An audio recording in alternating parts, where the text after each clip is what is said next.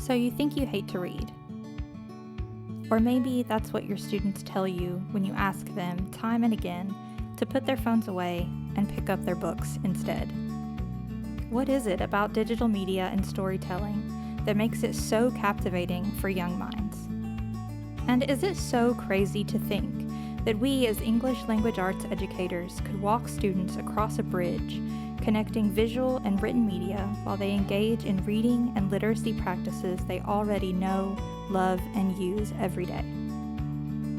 I think not. In fact, Paulo Freire tells us that each and every day, students are reading both the word and the world. They are inferring and making meaning from the images they view and consume on social media. I don't see why we can't show students that they already know how and do read stories all the time, for fun even.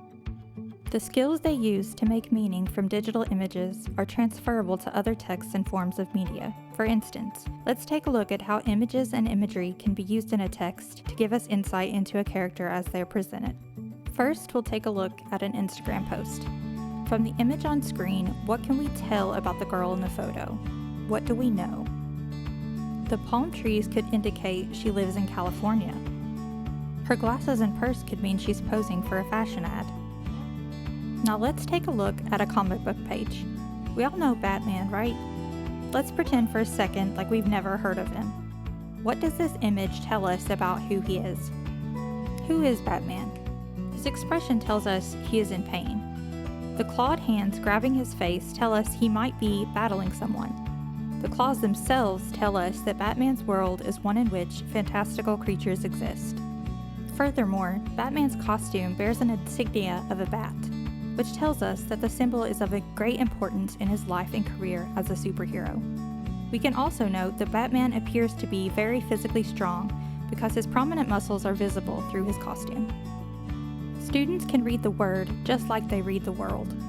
In the following slides, let's examine a passage from a text and see what context clues we can uncover by using the same English language arts skills we use to analyze the social media photo and the image on the comic book page. Let's use the same inferencing skills students use to analyze images on social media and graphic novels or comics to learn about the character Edward in this short passage. These sentences tell us Edward faithfully cared for the narrator's father through a fatal illness. We can thus infer that Edward is loyal. Here, the narrator paints a picture of Edward as hardworking, and the shell mentioned could indicate that Edward closes off his emotions so as not to be vulnerable. Lastly, the narrator explains that Edward's temper shows up when he defends those he cares about.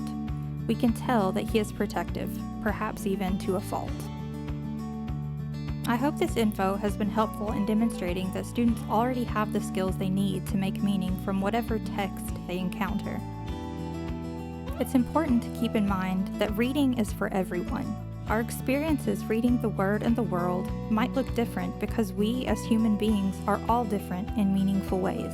That said, let's encourage our students and each other to read whatever, whenever, and however makes them happy and enables them to better understand themselves and the world around them.